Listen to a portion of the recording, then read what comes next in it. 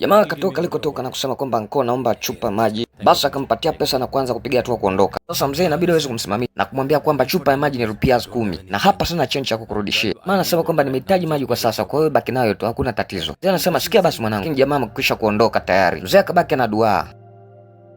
Basi mzee ikawa ni bahati yake hiyo. Sasa wakawa napita watu wengine, mara ghafla binti ni kama kikozi kimeweza kumbana katika eneo hilo hilo ambalo anko wetu anauza maji. Jamaa anamuuliza, Gargi, uko sawa? Binti bado anaendelea kukohoa. Binti ni kwamba anaomba apewe maji. Jamaa akatazama huku na kule kuangalia kwamba ni wapi anaweza kupata maji. Sasa anko wako kusikia kwamba kuna uhitaji wa maji, watu wanahitaji maji saa ngapi asamke, akaona kwamba hii ni fursa. Inabidi aweze kumpatia binti kwa ajili ya kunywa. Haya hapa maji. Basi inabidi binti kuweza kunywa yale maji. Jamaa anamuuliza kwamba uko sawa? Anamuuliza kwamba nini kimeweza kukutokea kwa ghafla hivyo. Binti anasema kwamba siri ni kitu gani? Nashangaa ghafla kitu kimeweza kunikaba katika koo langu.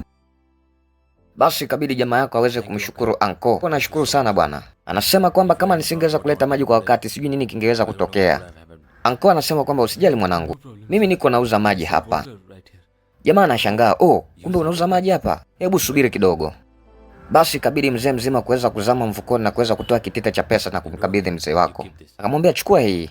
Sasa anko ni kwamba anashangaa nini hii? Jamaa anasema kwamba umekuja kutusaidia kwa wakati ambao ni wa dharura. Kwa hiyo chukua hii anko.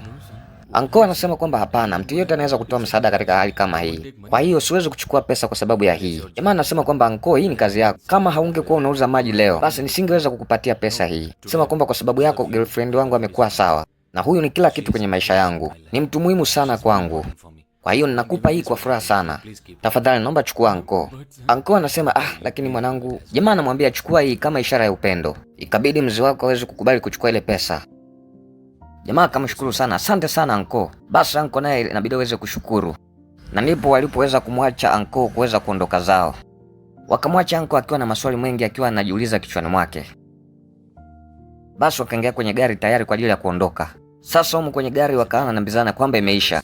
Ndiyo imeisha. Binti ameweza kuigiza kiuhalisia kabisa. Ilionekana kana kwamba binti anakwenda kufa kweli. Kama usingefanya hivi basi angetushtukia.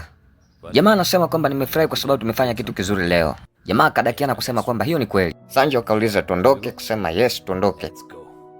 Sasa wanatuonyesha jinsi ambavyo ilikuwa kwamba wakiwa njiani wakiwa wanatembea, ghafla binti kawa anasema kwamba anahitaji maji. Na jamaa akasema kwamba anakwenda kumchukulia. Sasa ndio wakiwa wanaenda kwamba wanasikia kwamba mzee anasema kwamba najua kwamba hakuna chochote hapo nyumbani, hakuna ngano, hakuna chakula. Sasa nitafanya nini? Maana sielewi chochote hapa. Katika kipindi hiki cha baridi hakuna mtu yeyote ambaye anaweza kusikia kiona kuweza kununua maji.